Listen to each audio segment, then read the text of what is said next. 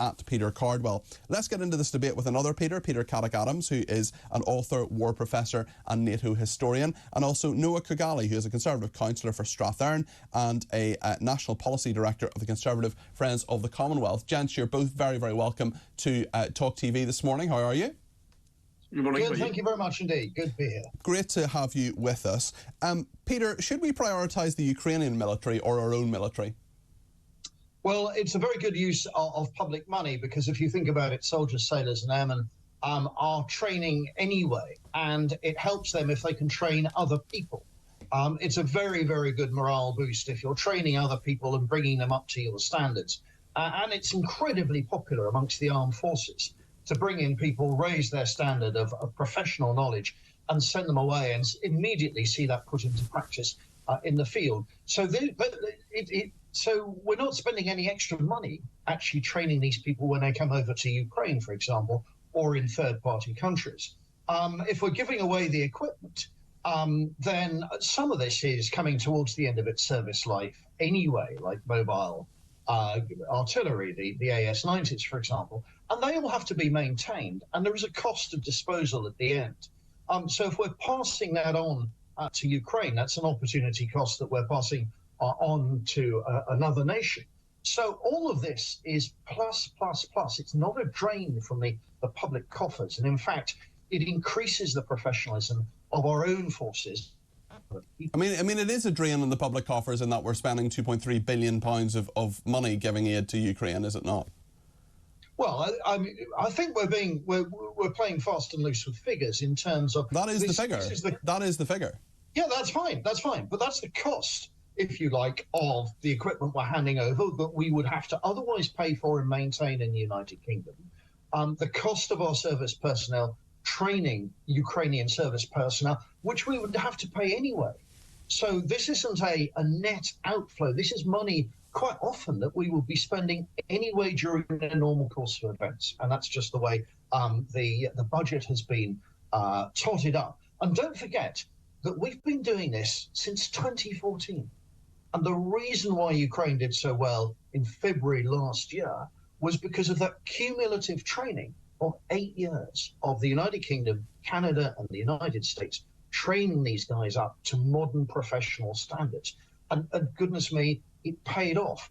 So if we look at iteratively as well, back over 8 years, coming up to 9 years now, that's incredibly good value from our point of view, because this is NATO professionalism that's under the microscope, not just the United Kingdom. Okay, let me ask Noah. And of course, it works well for Ukraine. Let me ask Noah Khogali about this. Noah, what do you make of what Peter has just said there? This is beneficial to the military. The military like doing this, but it is a cost. It is, whether you get a benefit or not, it's still a cost to the taxpayer, isn't it?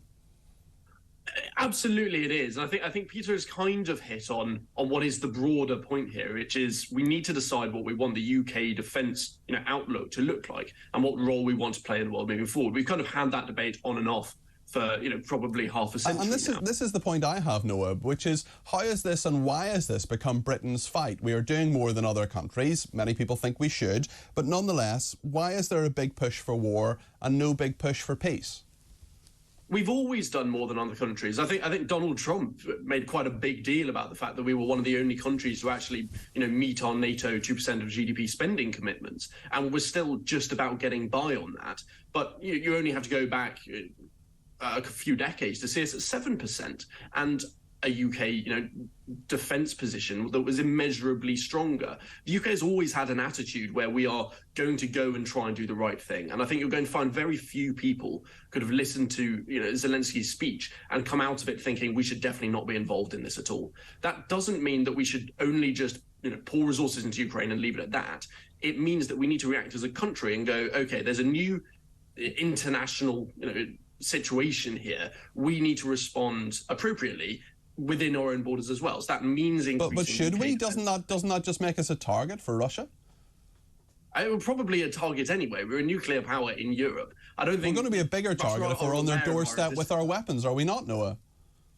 Well, militarization has always, breeded that kind of argument. But over and over and over again, we've looked at history, especially European history, and countries have reacted too late. It happened exactly the same at the beginning of the last century.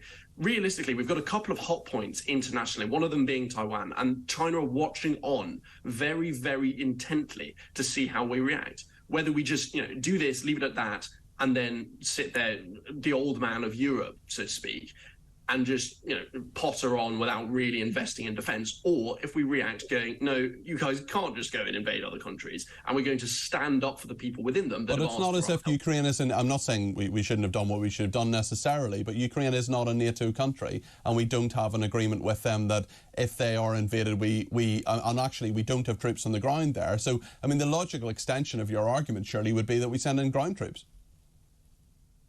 In the long term, that that has to be on the table, I think. It's so you think we should send in ground troops? You think we should go for World War III? Not anytime soon. I'm not saying that that's something we should be doing imminently. But if you look at the way that our responses, we started by saying, okay, we're not going to send tanks. Then we started by saying we're not going to send jets. This is an interesting point, Noah. Let me bring it back to Peter, actually, because it seemed to me this week that Zelensky was bouncing Rishi Sunak here. There was no plan to send those Typhoons, for example, those fighter planes. And then by the end of the speech, there appeared to be a plan, and we were told later that afternoon that the Defence Secretary, Ben Wallace, had been told to look into this. I mean, that would take a long time to train fighter pilots to actually operate those Typhoons on other planes. Peter, is that the right policy? I mean, surely Rishi Sunak should have said, actually, hold on a second, we've given you a heck of a lot of aid already. Stop asking us for more. Okay, so I think there are three contextual points we have to bear in mind. One is that the cost of aid includes humanitarian aid. And there's no one going to deny that we shouldn't be sending generators and tents to all the civilians in Ukraine who've been caught in Russian missile strikes, for example. So it's not just military kit that sum involves. Second, we go back to Britain does have a responsibility. And that goes back to an agreement that was negotiated in 2006, the Minsk Agreement.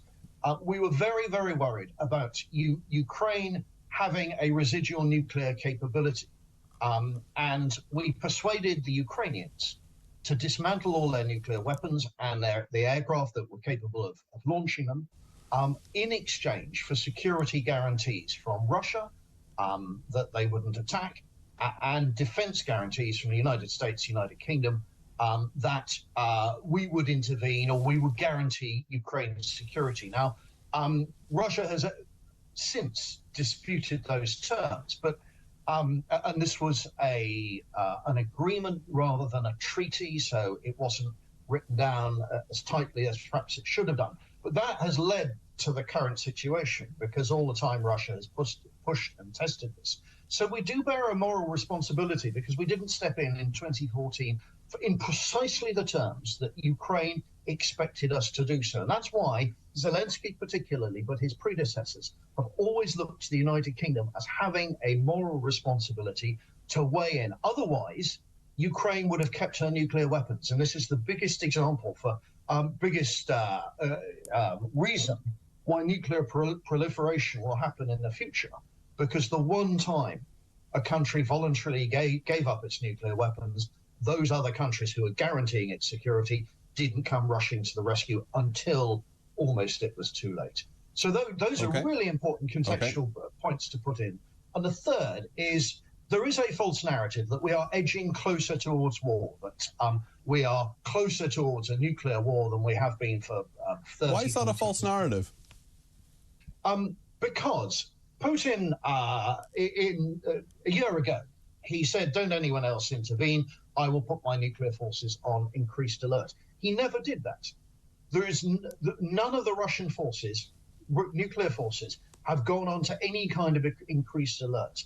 And we would know, believe me, our satellites are watching every single missile and base. Just before I go to... None of the Russian forces are deployed into Ukraine with any kind of nuclear-capable kit or defense. And so you don't launch nuclear weapons and put your own troops in.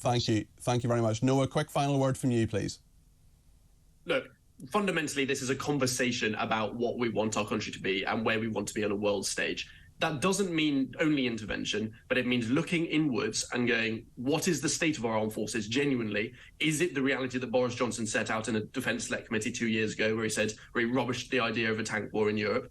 Or is it the world where we accept the idea that we have a similar amount of jets to Algeria?